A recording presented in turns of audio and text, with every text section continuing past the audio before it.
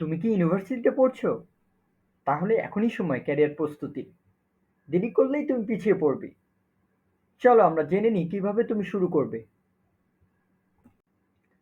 প্রথমেই তোমাকে স্কিল এবং পড়াশোনার উপরে ফোকাস রাখতে হবে।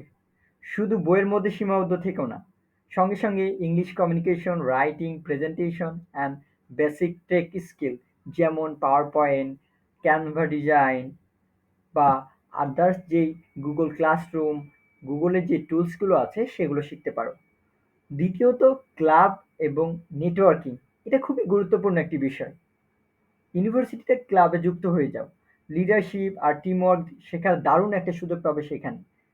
পাশাপাশি বন্ধু, সিনিয়র এবং শিক্ষকের সাথে ভালো সম্পর্ক তৈরি করো। ৩ নাম্বার ইন্টার্নশিপ ও কাজের দক্ষতা বৃদ্ধি। যেমন তুমি ছোট, ছোট পার্ট টাইম জব করতে পারো। এতে তোমার ফুল টাইম জবের জন্য অপরচুনিটি তৈরি হবে। যখন পার্ট টাইম জব করবে তুমি কিছু প্র্যাকটিক্যাল নলেজ তুমি অর্জন করতে পারবে। তাই পার্ট টাইম জবটা খুবই গুরুত্বপূর্ণ। ৪ নম্বরে ক্যারিয়ার গাইডলাইন এবং প্ল্যান। এটা খুবই, খুবই গুরুত্বপূর্ণ। আমরা ছাত্র জীবনে এটা করে থাকি না। তোমাকে কোন ক্যারিয়ারে যাবে বা কোন ক্যারিয়ার তোমার জন্য সুইটেবল সেইটা আমরা ফিক্স করি না বা প্ল্যান করি না। তুমি যদি ক্যারিয়ারে গাইডলাইন নাও কারো থেকে বা অনলাইন থেকে হতে পারে, বিভিন্ন প্ল্যাটফর্ম থেকে তুমি নিতে পারো বা কারো থেকে নিতে পারো। সেই সাথে সেই অনুযায়ী তুমি যদি প্ল্যান করতে পারো, তুমি ক্যারিয়ারে অনেকটা এগিয়ে যাবে। সর্বশেষ যেটা হলো পার্সোনাল ব্র্যান্ডিং।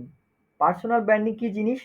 তুমি যে একজন দক্ষ ব্যক্তি বা দক্ষ মানুষ, সেটা প্রমাণ করতে হলে তো তোমাকে সেই পার্সোনাল ব্র্যান্ডিংটা করতে হবে। কোথায় করবে? তোমাদের সকলেরই সোশ্যাল মিডিয়া প্ল্যাটফর্ম রয়েছে। যেমন ফেসবুক, লিঙ্কডইন, ইনস্টাগ্রাম।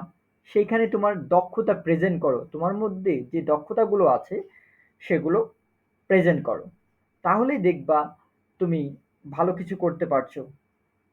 বিশ্বাস করো চাকরি তখনই আসবে যখন তুমি নিজেকে চিনাতে পারবে। তাই আর দেরি না করে এই দক্ষতাগুলো নিয়ে কাজ করা শুরু করো। তাহলেই তুমি ক্যারিয়ারে সাকসেস হবে। Thank you.